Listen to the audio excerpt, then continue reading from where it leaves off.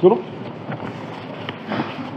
माननीय मुख्यमंत्री एकनाथ शिंदे साहेबांचा शिवसंकल्प अभियान हा दौरा 6 जानेवारीपासून सुरू होतोय. जवळपास 6 जानेवारीला शिरूर पुणे येथून तो सुरू होणार आहे. 6 जानेवारी ते 13 जानेवारीपर्यंत. आणि तसेच 27-28 जानेवारीला 2 दिवसाचं महाअधिवेशन हे कोल्हापूरला आमचं होतं. हे दोन्ही दौरे संपूर्ण, पहिला दौरा आहे तो संपूर्ण महाराष्ट्रामध्ये जिल्ह्यामध्ये जाऊन शक्य असेल त्या ठिकाणी सभा, परंतु सर्वात जास्त फोकस हा आमचा तिथील कार्यकर्त्यांचा असलेला मेळाव्यावर असणार. येणारी लोकसभा असेल, येणारी विधानसभा असेल, याच्या पूर्वतयारीचा सुद्धा हा एक भाग आहे. पक्ष संघटन, त्याबरोबर येणारी निवडणूक हा त्यामागचा उद्देश आहे. पण 16-27 जानेवारीला जे कोल्हापूरला अधिवेशन होणार आहे त्यात महाराष्ट्रातला प्रत्येक कानाकोपऱ्यातला आमचा शिवसैनिक त्या मेळाव्यासाठी हजर राहणार आहे. म्हणून अत्यंत प्रचंड जो काही मेळावा होणार तो 26 आणि 27 2 दिवस कोल्हापूरला होणार आहे. दुसरं एक महत्त्वाचं आहे की ह्या लोकसभा आणि विधानसभेच्या अनुषंगानं प्रथमतः लोकसभेसाठी महायुतीची बैठक ही 5 जानेवारीला संध्याकाळी 8 वाजता होणार आहे. या बैठकीमध्ये जागा वाटपाच्या बद्दलची चर्चा होईल, महायुतीची सर्व चर्चा होईल आणि मग यानंतर दुसऱ्या फेरीमध्ये प्रमुख नेते आपला महायुतीचा संकल्प किंवा जागा वाटपाचा निर्णय हे ते लोक जाहीर करतील. आता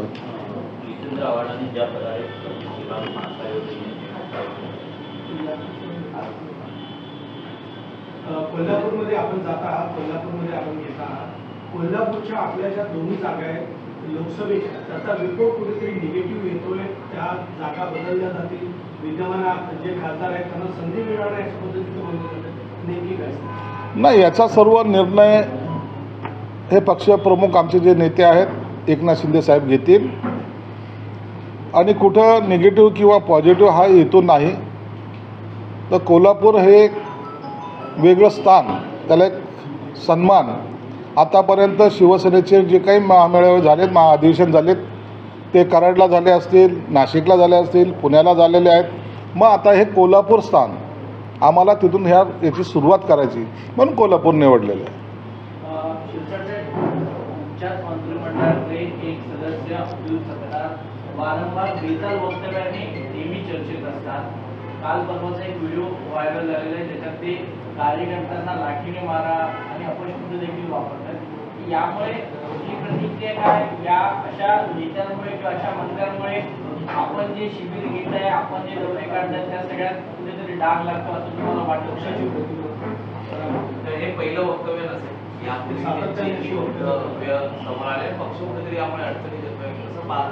नाही, काल अब्दुल सत्तारांच्या कार्यक्रमामध्ये त्यांनी जी काही वक्तव्य केले आहेत त्याची दखल माननीय मुख्यमंत्री एकनाथ शिंदे साहेबांनी घेतलेली आहे. आज कॅबिनेटची बैठक आहे. त्या बैठकीनंतर शिंदे साहेब आणि त्यांच्यामध्ये निश्चित याच्याबद्दल संवाद ठरणार आहेत. परंतु एक निश्चित आहे की जबाबदार मंत्री असेल, जबाबदार पदाधिकारी असेल, त्यांनी असे वक्तव्य करू नये या मताशी आम्ही सर्वजण सहमत आहोत.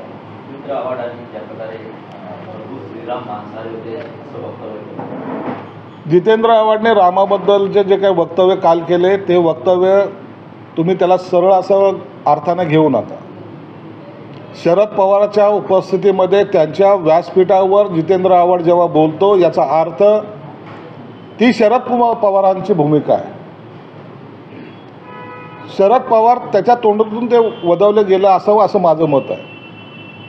कारण की त्यांच्या स्टेटमेंटला कुठेही शरद पवार साहेबांनी त्याला की हे चुकीचं आहे असं कुठेही त्यांनी सांगितलेलं नाही. एक फक्त दुर्दैवाची गोष्ट आहे, असे वक्तव्य करून आपल्यातले, ज्याला आपण आपले म्हणतो, ते आपल्या देवताबद्दल असं वक्तव्य करतात, परंतु दुसऱ्या एखाद्या समुदायाबद्दल जर असा बोलला असता तर जितेंद्र आव्हाडचे कपडे लोकांनी फाडले असते. सोपं काय जातं आहे, स्वतःचं राजकारण करत असताना इतरांची मतं आपल्याला कशी मिळतील त्यापुरतं मर्यादित राहून असे स्टेटमेंट करणं.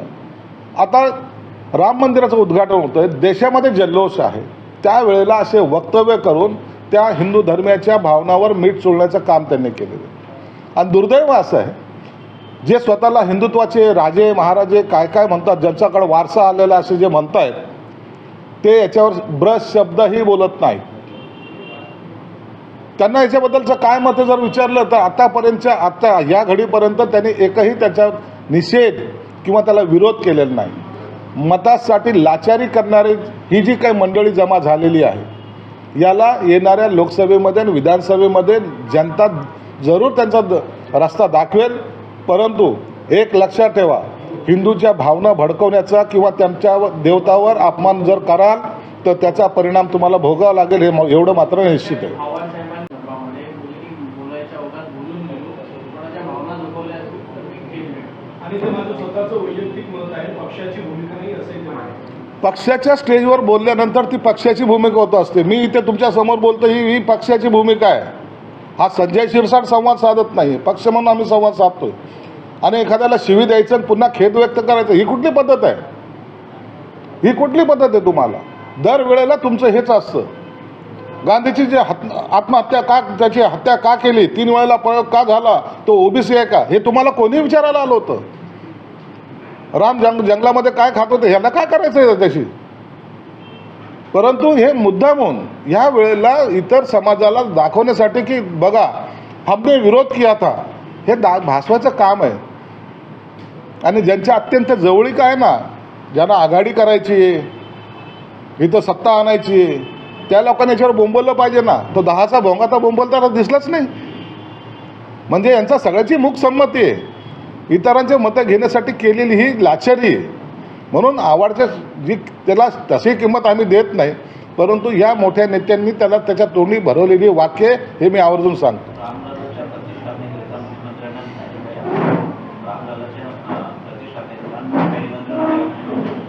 तुम्हाला निमंत्रण द्यायचं आहे, तुम्हाला पुन्हा बोलवायचं आहे, तुम्हाला पायघड्या टाकायच्या आहेत, तुम्हाला रेड कार्पेट पाहिजे.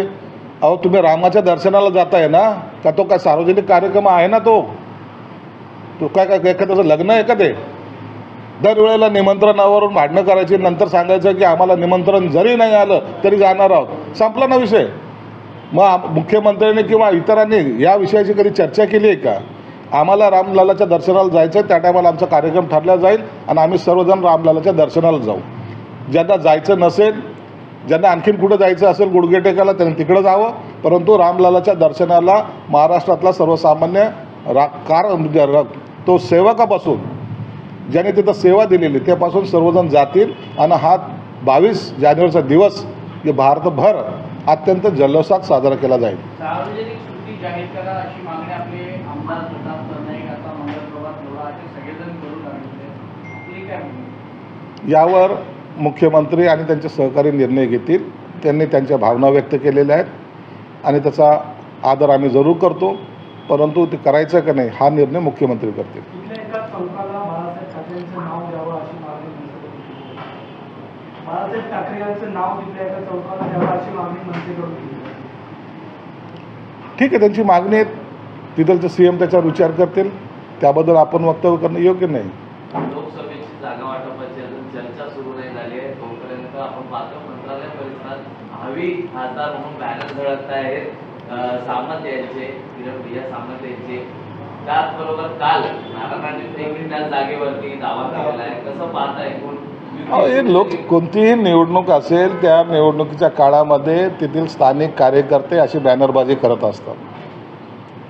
पुण्यामध्ये खासदाराचं दुःखद निधन झालं, दुसऱ्या दिवशी काही लोकांनी बॅनर लावले होते. आता असे प्रत्येक ठिकाणी प्रत्येक जिल्ह्यामध्ये जे काही कार्यकर्ते स्वतःहून बॅनर लावतात, काही उभं राहण्यासाठी बॅनर लावतात, मी कुठेतरी चर्चेत आलो पाहिजे असेही बॅनर असतात. म्हणून निवडणुकीच्या काळामध्ये हे सगळे सर्कशीचे जे खेळ आहेत ते होत असतात. परंतु अखेरला जेव्हा निर्णय फायनल होतो, ज्या टायमाला उमेदवारी जाहीर होते, त्या टायमाला खऱ्या अर्थानं प्रचाराला सुरुवात होती. दुसरीकडे ठाकरे गटात देखील असाच एक घटना पाहायला मिळते की लोकसभेची उमेदवारी मागितली म्हणून कोल्हापूरच्या जिल्हा प्रमुखांना म्हणजे मुरलीधर जाधवांची हक्कालपट्टी झालेली आहे. त्या अत्यंत हुकुमशाही असलेला पक्ष आहे. ज्यांची हकलपट्टी करायची त्यांची करत नाहीत. लाचारांना खुर्ची किंवा टीका करणाऱ्या ज्यांनी त्यांना शिव्या देतात त्यांना खुर्ची आणि निष्ठावान शिवसैनिक बाहेर, ही त्यांची भूमिका राहिलेली. म्हणून त्यांनी त्यांची एखाद्या कार्यकर्त्याच्या चांगल्या कार्यकर्त्याची हकलपट्टी करणं ही काही नवीन घटना आम्हाला वाटत नाही. शिवसेनेत संभाजीनगरमध्ये अंबादास दानवे विरुद्ध चंद्रकांत खैरे असा लोकसभेवरून काही दिवसांपूर्वी वाद पाहायला मिळाला. आपलं काय मत आहे की कोणाला जागा मिळेल आणि आपला उमेदवार तिकडे विजयी होईल असं आहे? जागा तिथे कुणाला जरी मिळाली तरी शिवसेनेचा उमेदवार त्या ठिकाणी विजयी होणार आहे. ती जागा आमच्याकडे आहे, शिवसेनेकडे आहे. खैरे आणि दानवेची भांडणं चालू आहेत. आता तर चालतात ना काय. खैरे सिनियर आहेत, त्यांनी आराम करावा असं दानवेला वाटत असेल. आता मग दानवेने जो त्या टायमाला काय ते रथ जो काय तयार केलेला आहे, ॲन्व्हेटिक व्हॅन काय ज्याला म्हणतात, ते स्वतः मग काय मी गाडी घेणार आणि तुम्हाला बसवणार का? ती गाडी त्याच्यासाठीच होती. ते म्हणतात की पक्षप्रमुखांना थोडासा विश्रांती आराम प्रचारावर लागेल. पक्षप्रमुखाकडे भरपूर गाड्या आहेत, ते आणखीन अंबादासला माहीत नाही.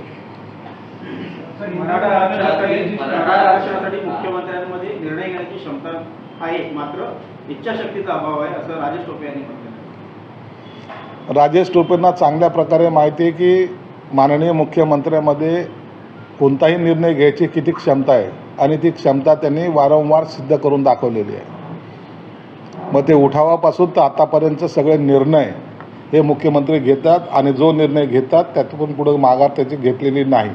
म्हणून मराठा आरक्षणासंदर्भामध्ये सुद्धा आज पूर्ण महाराष्ट्रातील मराठा समाज मुख्यमंत्री साहेबांनी शिवराज शपथ घेतली ह्या एकाच फक्त घटनेवर आज शिंदे साहेबावर विश्वास ठेवून आहे. आणि त्यांना माहिती जर आपल्याला आरक्षण मिळेल फक्त शिंदे साहेबच देऊ शकतात, हा त्यांचा ठाम विश्वास आहे. म्हणून तुम्ही आजही पहा, मुख्यमंत्र्यांचे असलेले महाराष्ट्रातील दौरे, त्यांना मिळणारा प्रतिसाद, बाकींच्या लोकांच्या गाड्यावर फेकलेले दगडं, त्यांना दाखवलेले काळे झेंडे, यातला फरक तुम्ही समजून घ्या. म्हणून मुख्यमंत्री साहेब निर्णय घेतात आणि पूर्ण ताकदीनिशी, पूर्ण क्षमतेने आणि विचारपूर्वक घेतात. आज दिया कल वापस लिया ही पद्धत मुख्यमंत्र्यांकडे नाही. आता त्याच तर प्रोसेस सुरू आहे. जर हे जर मला माहिती असतं तर हे मोर्चे बाकी निघले नसते. याचा निर्णय योग्य वेळी निश्चित होईल. अंगणवाडी सेविका 2 दिवसांपासून आझाद मैदानावरती उपोषणाला बसलेले आहेत. मुख्यमंत्र्यांकडनं अपेक्षा आहेत. कालची बैठक निष्फळ ठरलेली आहे. पालकमंत्री देखील चर्चेत आहेत. मात्र ज्या विभागाचा संबंध आहे त्या महिला बालविकास मंत्री तिकडे पोहोचत नाही आहेत, महिला बसलेल्या आहेत. काहीतरी सरकारने याचं गांभीर्य घ्यावं असं त्यांचं मत आहे. सरकारने अत्यंत गांभीर्याने घेतलेलं आहे आणि हा विषय आताचा नाही. मुख्यमंत्री साहेबांनी त्यांच्या पेन्शनची योजना त्यांना लागू केली, त्यांना मोबाईलची सुविधा सुरू केलेली आहे. ज्यांना ज्या ज्या सुविधा देता येतात त्या सुरू देण्याचा प्रयत्न केलेला आहे. काही लोक त्या मोर्चेमध्ये सुद्धा मिरवायला गेली होती. अंगणवाडी सेविकाच्याबद्दल माझं ऑपरेशन झालं होतं नसता आणि नंतर तातडीने सत्ता गेली नसता मी दिलं असतं. 2.5 वर्ष ऑपरेशन चालत नव्हतं हे सगळ्या जगाला माहिती. आणि म्हणून स्वतःच्या लोकांना बेघर करणारे लोक या सेवकांना कधी आपलंसं करतील असं मला वाटत नाही. म्हणून मुख्यमंत्र्यांनी काल एक बैठक घेतलेली आहे. आजही मुख्यमंत्र्यांनी कॅबिनेटमध्ये सुद्धा याबद्दलचा काही चर्चा करता येते, काय आपल्याला देता येतं का याची चर्चा होणार आहे. आणि म्हणून त्याचा चिंता करायची काम नाही आहे. अंगणवाडी सेविकांना योग्य तो न्याय हे सरकार देणार आहे. जो एमटीएसचा विषय आहे ते कुठेतरी नागरिक गांभीर्याने घेत आहेत. 500 रुपये टोल आकारला जाणार असल्याचं देखील माहिती मिळते. काय त्याची सत्यता आहे? अहो, हे टोल संदर्भामध्ये महानगरपालिकेच्या टेंडरच्या संदर्भामध्ये फक्त यांना तेवढाच एक ग्राउंड मिळालेलं आहे. माझ्या माहितीप्रमाणे या टोलमध्ये सुद्धा त्यांचा माणसाला टेंडर भेटलं नाही म्हणून त्यांनी ही केलेली बडबड आहे. मग जनतेचे प्रश्न, मग जनतेचा पैशाची लूट, हे सगळं बकवास फक्त आपल्या माणसाला टेंडर ना मिळाल्यामुळं केलेली आहे.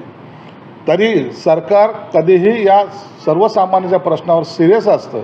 आता कॅबिनेटमध्ये या टोल संदर्भामध्ये सुद्धा चर्चा होणार आहे आणि किती कमी करता येईल किंवा काय सुविधा देता येईल, आणखीन काय काय त्यांना कमी जास्त करता येईल यावर निर्णय होणार आहे. 2 वाजेच्या नंतर जेव्हा कॅबिनेट संपेल त्या टायमाला माननीय मुख्यमंत्री यावर पत्रकार परिषदेमध्ये या टोल संदर्भामधला आपला निर्णय जाहीर करणार आहेत. थँक्यू.